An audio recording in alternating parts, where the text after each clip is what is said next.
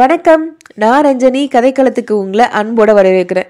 இன்னைக்கு நம்ம பார்க்க போறது ஐம்பெரும் காப்பியங்கள்ல ஒன்னான சிலப்பதிகாரத்தை பத்தி தான். சிலப்பதிகாரம் அப்படின்னாலே மேலோட்டமா நமக்கு தெரிஞ்ச விஷயம் பாண்டிய மன்னன் கோவலனை கொன்னதுனால கண்ணகி மதுரையை எரிச்சிட்டாங்க அப்படின்றதுதான்.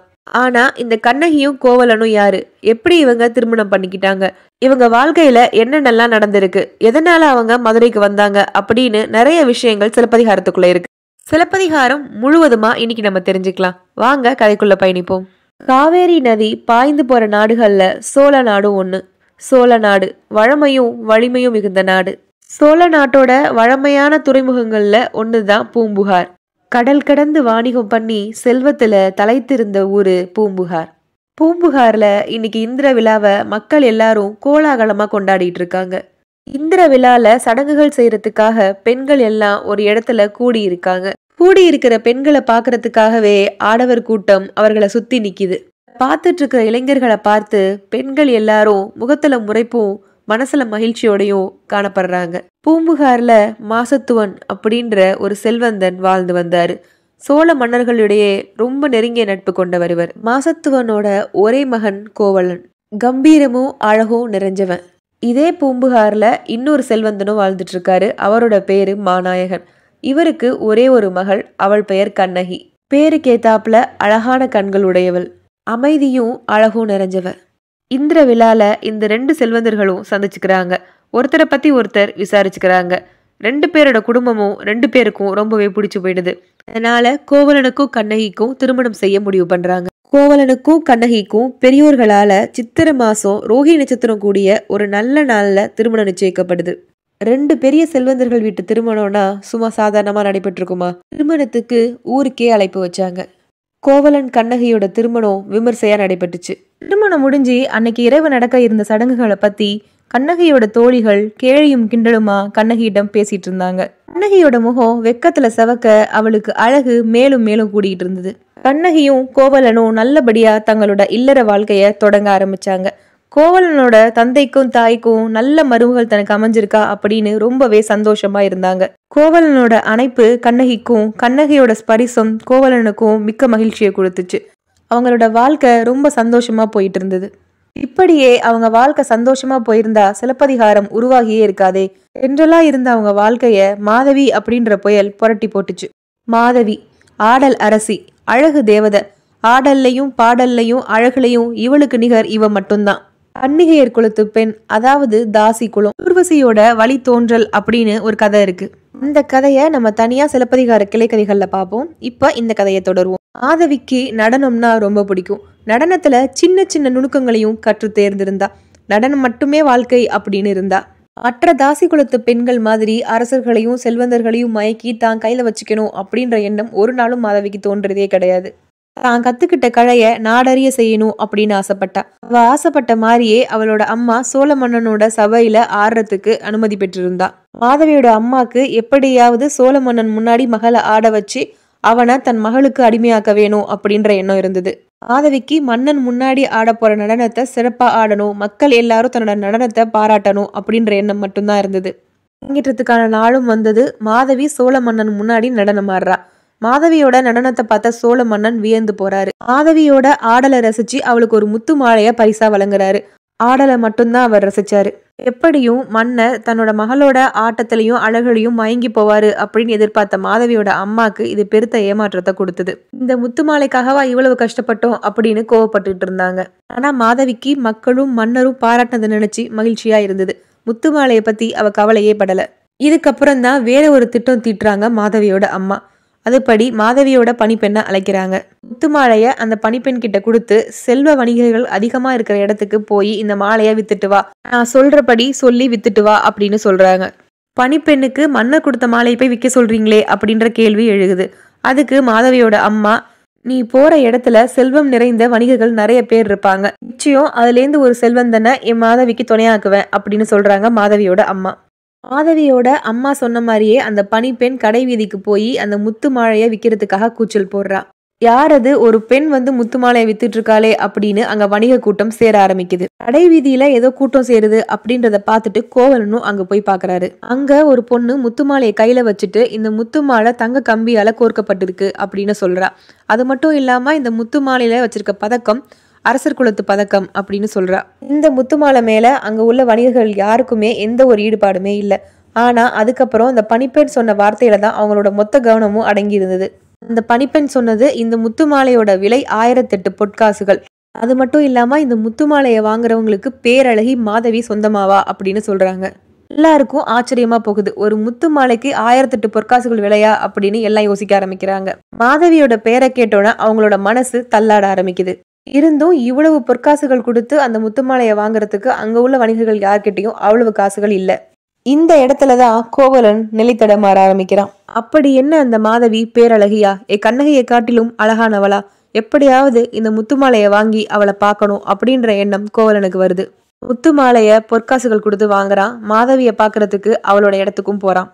மாதவி கிட்ட அவளோட அம்மா, உனக்காக ஒரு ஆண்மகனை பார்த்து வச்சிருக்கேன், அவர் இன்னைக்கு உன நடனத்தை பார்க்க வராரு அப்படின்னு சொல்லியிருக்காங்க. பார்த்து வச்சிருக்க ஆண்மகனை பாக்குறதுக்காக மாதவி தயாராகி வரா. மாதவிய பார்த்த கோவலன் மொத்தத்தையும் மறந்து போறான். இந்த உலகத்தையே மறந்து போறான். மாதவியோட அழகுலையும் ஆடல்லையும் தன்னை மறந்து மெய் மறந்து போய் நிக்கிறான். கோவலன் மீது மாதவிக்கும், மாதவி மீது கோவலனுக்கும் காதல் உண்டாகுது. 2 பேருமே தங்களுக்கு சுத்தி உள்ளவங்க எல்லாரையுமே மறந்து வேற ஒரு உலகத்துல வாழ ஆரம்பிச்சாங்க. மாதவியோட வீட்லயும் அவளோட பஞ்சு மெத்தையிலையும் நாட்களை போக்கிட்டு இருந்த கோவலனுக்கு எல்லாம் மறந்து போச்சு. கண்ணகியும் மறந்து போனான். தெரிஞ்சுக்கிட்டு இருந்த தொழிலை மறந்து தன்னோட செல்வங்கள் எல்லாத்தையும் மாதவிக்காக இது வாங்குறது அது வாங்குறதுன்னு எல்லாத்தையும் மாதவி காலில் கொண்டு வந்து கொட்டினான். மாதவிக்கு எதை பத்தியும் கவலை கிடையாது, செல்வங்கள் பத்தியும் கவலை கிடையாது. அவளுக்கு கோவலன் தன்னோட இருக்கான், அது மட்டும்தான் அவளுக்கு. கோவலனை உண்மையா காதலிச்சா மாதவி. கோவலனுக்கும் மாதவிக்கும் ஒரு பெண் குழந்தை பிறக்குது. அதுக்கு தன்னோட குலதெய்வமான மணிமேகலையோட பெயர் சூட்டுறான் கோவலன். நாட்கள் இப்படியே ஓடுது. கண்ணகியோ தன்னை விட்டுட்டு போன கணவன் இன்னைக்கு வருவான் நாளைக்கு வருவான்னு வாசலை பார்த்தே காத்துக்கிட்டு இருந்தா. கணவன் வந்த பாடே இல்லை. இன்னைக்காவது ஒரு நாள் தன்னோட கணவன் தாங்கிட்டே வந்துருவான் அப்படின்ற எண்ணத்துல கண்ணகி நாட்களை கடத்திட்டு இருந்தா. சோழ மண்டலமாம் புகார் நகரத்துல இந்திர விழா சிறப்பா தொடங்குது. இந்திர விழால ஆடல் புரிய மாதவி அழைக்கப்படுறாங்க. ஆடலரசி மாதவியோட நடனத்தை பார்க்க எல்லாரும் காத்துட்டு இருந்தாங்க, கோவலன் உட்பட. மாதவியோட நடனம் தொடங்குது. எல்லாரும் மாதவிய கண்கொட்டாம பார்த்துட்டு இருக்காங்க. இப்ப அங்க உள்ள இளைஞர்கள் சிலர் மாதவி ஆடுறத பார்த்தும் அவளோட நளினத்தையும் அவளோட அழகையும் கொச்சையா வர்ணிக்கிறாங்க. இது அனைத்தும் கோவலனோட காதுல விழுகுது. தன்னை வர்ணிச்சு இளைஞர்கள் சிரிப்பது எதுவுமே அறியாத மாதவி அவர்களை பார்த்து சிரிச்சுக்கிட்டே நடனமாடுறா. இதை பார்த்த கோவலனுக்கு இன்னும் கொஞ்சம் கோபம் அதிகமாகுது. மாதவி இயல்பாகத்தான் அனைவரையும் பார்த்து சிரிச்சுக்கிட்டே நடனம் ஆடிக்கிட்டு இருந்தா. ஆனா இது கோவலனோட கண்ணுக்கு தப்பா தெரியுது. கற்புக்கரசியான என் மனைவி கண்ணகி எங்க, கண்ணகியர் குலத்து பெண் மாதவி எங்க அப்படின்னு தோணுது. இவ்வளவு நாளா காதலியா தெரிஞ்ச மாதவி இப்ப தாசி குலத்து பெண்ணா அவனுக்கு தெரிய ஆரம்பிக்கிறா. கோபத்தோட அங்கேருந்து எழுந்து போறான். கோவலன் போனதை பார்த்துட்டு மாதவி கோவலனுக்கு ஏதோ கோபம் வந்திருக்கு அப்படின்னு புரிஞ்சுக்கிறா. அதனால அவனை கூப்பிட்டுட்டு தனிமையில ஒரு சோலைக்கு போறா. அங்க ஒரு யாழை கொடுத்து நீங்க ஒரு பாட்டு பாடுங்க அப்படின்னு சொல்றா. பாடினா கோவலன் தான் மனசுல உள்ள எண்ணத்தை எல்லாம் பாட்டுல சொல்லிடுவான் அப்படின்ற எண்ணம் மாதவிக்கு. அதனாலதான் பாட சொல்லி யாழை கொடுத்தா. அப்போது கோவலன் ஒரு பாடல் வரிய பாடுறான். அதாவது, காவேரி நீ இருக்கும்போது சோழன் கங்கையை கொண்டு வந்தான், அப்பையும் நீ கோவப்படாம அவனுக்கு வளங்களை வாரி கொடுத்த அப்படின்னு பொருள்படும்படி பாடினான். இத மாதவி தப்பா புரிஞ்சுக்கிறா. என்னடா கணவன் ஒரு பொண்ணு இருக்கும்போது இன்னொரு பொண்ணை பாக்குறத பத்தி பாடுறானே அப்படின்னு கோவமடைகிறா.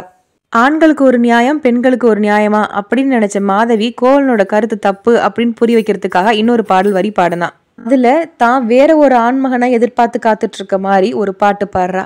இது கோவலனுக்கு மேலும் கோவத்தை அதிகமாக்குது. அதனால அங்கிருந்து போயிடுறான்.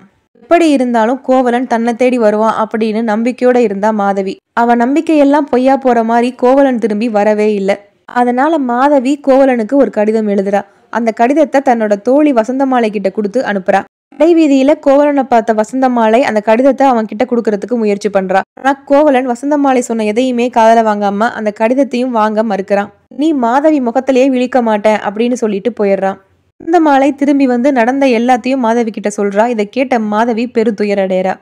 கோவலன் மறுபடியும் கண்ணகி கிட்டே போகணும் அப்படின்னு கண்ணகி வீட்டை நோக்கி போறான். அங்க கண்ணகி தன்னோட தோழி தேவவந்தியோட பேசிட்டு இருக்கா. தேவவந்தி கண்ணகிக்கு ஆறுதல் சொல்லிட்டு இருக்கா. எப்படியும் உன்னோட கணவர் திரும்பி வந்துருவாரு, வா நம்ம கோயிலுக்கு போயிட்டு வந்துடலாம் அப்படின்னு பேசிட்டு இருக்காங்க. அப்ப கண்ணகி, என்னைக்கு இருந்தாலும் என் கணவர் என்கிட்ட திரும்பி வந்துருவாரு அப்படின்ற நம்பிக்கை எனக்கு இருக்கு, ஆனா நான் ஒரு கெட்ட கனவு கண்டேன், அந்த கனவை நினைச்சுதான் நான் பயந்துட்டு இருக்கேன் அப்படின்னு பேசிட்டு இருக்காங்க. இவ்வளவு தூரம் பயப்படுற அளவுக்கு நீ அப்படி என்ன கனவு கண்ட அப்படின்னு தேவநந்தி கேக்குறா. கணவர் மேல ஒரு பழி சொல் விழுகுது, அந்த சொல்லால அவரோட உயிரே போகுது, இது மாதிரிதான் கனவு கண்டேன் அப்படின்னு பயந்துகிட்டே கண்ணகி சொல்றா. உன்னுடைய கணவருக்கு ஒரு குறையும் வராது அப்படின்னு தேவந்தி ஆறுதல் படுத்திட்டு இருக்கா கண்ணகிய. அப்போது கோவலன் அங்க வராரு. கோவலனை பார்த்தோன்னே கண்ணகி உள்ள வரவேற்று உபசரிக்கிறா. தன்னை பார்த்தோன்னா தன்னோட மனைவி கோவப்படுவா, சண்டை போடுவா இப்படின்னு எதிர்பார்த்த கோவலனுக்கு கண்ணகியோட உபசரிப்பு ஆறுதல் அளிச்சுது. தன்னோட மனைவிய ஏறெடுத்து பார்க்க கூட கோவலனால முடியல.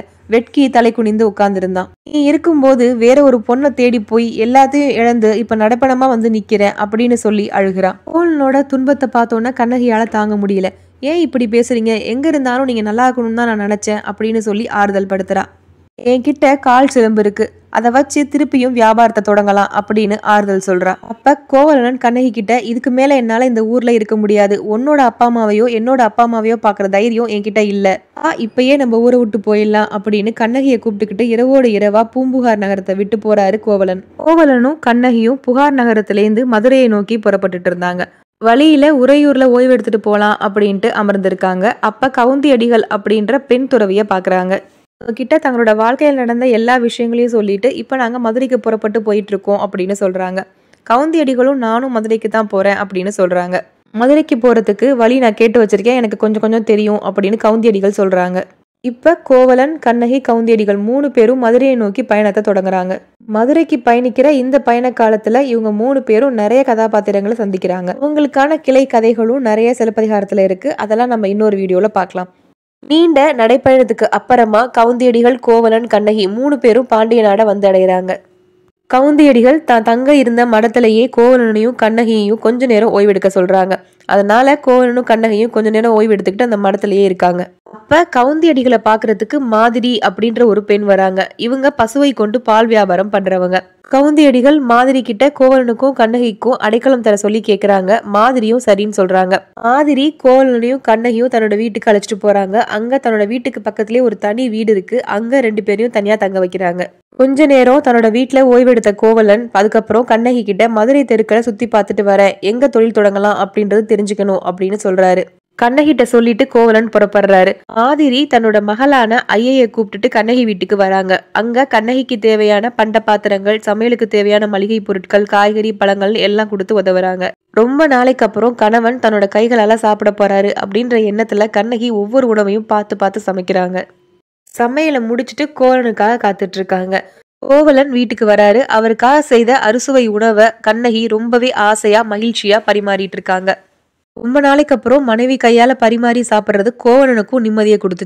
சாப்பிட்டு முடிச்ச கோவலன் கண்ணகி கிட்ட அவங்களோட கால் சிலம்ப கேக்குறாங்க. கண்ணகி, உன்னோட கால் சிலம்ப கொடு, நம்ம தொழில் செய்வதற்கு தேவையான பணத்தை ஈட்டிட்டு வரேன் அப்படின்னு சொல்றாரு. கண்ணகியும் நடக்க போற அசம்பாவிதம் தெரியாம ரொம்ப சந்தோஷமா கணவனுக்கு தன்னோட கால் சிலம்ப கழட்டி கொடுக்குறாங்க. சிலம்ப வாங்கிக்கிட்ட கோவலன் கண்ணகிய ஆற தழுவிக்கிட்டு அவங்க கிட்ட இருந்து விடை பெற்றுட்டு போறாரு. கண்ணகியும் இதுதான் தன்னோட கணவனை கடைசியா பாக்குற நொடி அப்படின்றது தெரியாம ரொம்ப சந்தோஷமா அவரை வழி அனுப்பி வைக்கிறாங்க. சிலம்ப வாங்கிக்கிட்டு கோவலன் பொற்கொல்லனை தேடி மதுரை வீதிகளை நடந்து போறாரு. அங்க ஒரு ராஜ பொற்கொல்லனை பாக்குறாரு. அவர்கிட்ட தன்னோட சிலம்ப கொடுத்து, இந்த சிலம்ப நீங்க வாங்கிக்க முடியுமா அப்படின்னு கேக்குறாரு. சிலம்ப பார்த்த பொற்கொல்லன் ஆச்சரியமடைந்து போறான். வைர வைடூரியங்கள் பதித்த தங்க சிலம்பு, அரசிகள் மட்டுமே அணியக்கூடிய சிலம்பு அது. இதை பார்த்த பொற்கொல்லனுக்கு ஒரு எண்ணம் வருது. அதன்படியே ஒரு திட்டம் தீட்டுறான். பொற்கொல்லன் கொஞ்ச நாளைக்கு முன்னாடி பாண்டிய நாட்டு அரசியோட நகைகளை சீர் செய்யறதுக்காக அவங்களோட அரண்மனைக்கு போயிருக்கான். பழைய நகைகள் எல்லாத்தையும் புதுப்பிச்சுட்டு இருக்கும் போது ராணியோட கால் சிலம்பு ஒன்ன பாக்குறான். யாருக்கும் தெரியாம அதை எடுத்துட்டு வந்துடுறான். கால் சிலம்ப காணும் அப்படின்னு ராணி தேடுறாங்க. கால் சிலம்பு காணல அப்படின்றத மன்னன் கிட்டையும் தெரிவிக்கிறாங்க.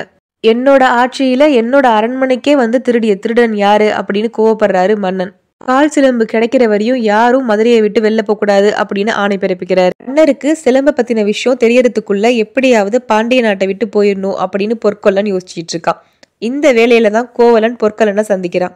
பழிய தூக்கி கோவலன் மேல போட்டுடலாம் அப்படின்னு யோசிக்கிறான் பொற்கொல்லன். அதனால இந்த சிலம்பு ரொம்பவே அழகா இருக்கு, ராணியாருக்கு ரொம்பவே பிடிக்கும், சொல்லிட்டு வந்து இதை வாங்கிக்கிறேன், அது வரையும் நீங்க இங்கேயே காத்துருங்க கால் சிலம்போட அப்படின்னு சொல்லிட்டு வெளில போறான். வெளியில வந்த பொற்கொல்லன் அரண்மனை காவலனை சந்திக்கிறான். அங்க அவன் கிட்ட போய், ராணியோட சிலம்ப திருடியவன் என் வீட்டுல தான் இருக்கான், என்கிட்ட சிலம்ப விற்க வந்தான், அவனை காத்திருக்க சொல்லிட்டு நான் வந்திருக்கேன், உடனே வா, அவனை வெட்டு அப்படின்னு சொல்லி கூப்பிடுறான்.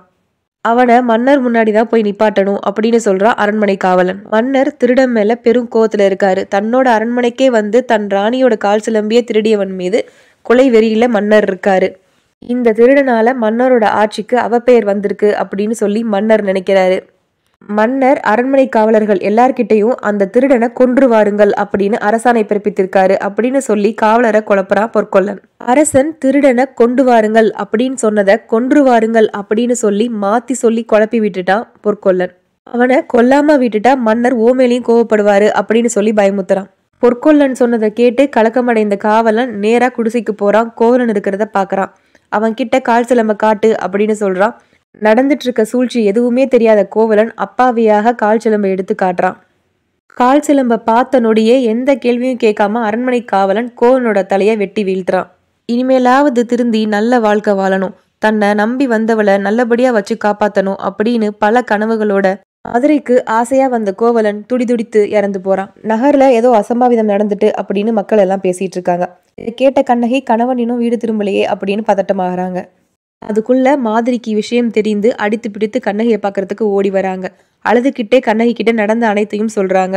எல்லாத்தையும் கேட்ட கண்ணகிக்கு நடந்தது உண்மையா பொய்யா அப்படின்னு தெரியாம தடுமாறி போறாங்க. தன்னோட கணவன் இறந்து போய் இருக்கிறதா சொல்லப்படுற இடத்துக்கு ஓடோடி போறாங்க.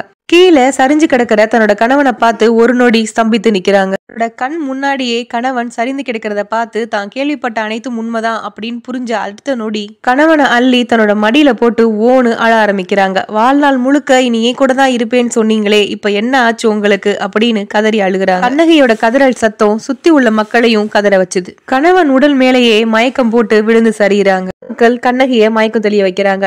மயக்கம் தெளிஞ்சு எழுந்த கண்ணகியோட முகத்துல இப்ப ஆக்ரோஷம் மட்டுமே நிரம்பி வழிஞ்சுது. மக்களுக்கு இப்ப கண்ணகிய பார்க்கும்போது பத்ரகாளியோட அவதாரம் மாதிரி தெரிஞ்சது. அவ்வளவு கோபமும் ஆக்ரோஷமும் அவளோட முகத்துல நிறைஞ்சிருந்தது.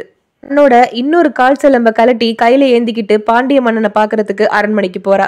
கண்ணகியோட ஆக்ரோஷத்தையும் கோவத்தையும் பார்த்த பாண்டிய மன்னர் அதிர்ந்து போறாரு. அம்மா, யார் நீ? உனக்கு என்ன நேர்ந்தது? ஏன் இவ்வளவு கோபம்? உனக்கான நீதியை நான் வழங்குவேன் அப்படின்னு பாண்டிய மன்னன் உறுதி அளிக்கிறாரு. இதை கேட்ட கண்ணகி இன்னமும் கோவப்படுறாங்க. நீதி தவறிய பாண்டிய மன்னா, என் கணவனை கல்வன் என்று கொன்று விட்டாயே அப்படின்னு கத்தி அழுகிறாங்க. இப்பதான் பாண்டிய மன்னனுக்கு எல்லாமே புரிய வருது. அவர் கண்ணகி கிட்ட, அம்மா, உண்மையிலேயே உன்னோட கணவன் திருடன் தான், திருடனுக்கான தண்டனையை தான் நான் வழங்கியிருக்கேன் அப்படின்னு சொல்றாரு. உன்னோட கணவன் தான் அரசியோட சிலம்ப திருடிட்டு போயிட்டான், அதுக்கான தண்டனை தான் இது அப்படின்னு சொல்றாரு பாண்டிய மன்னன்.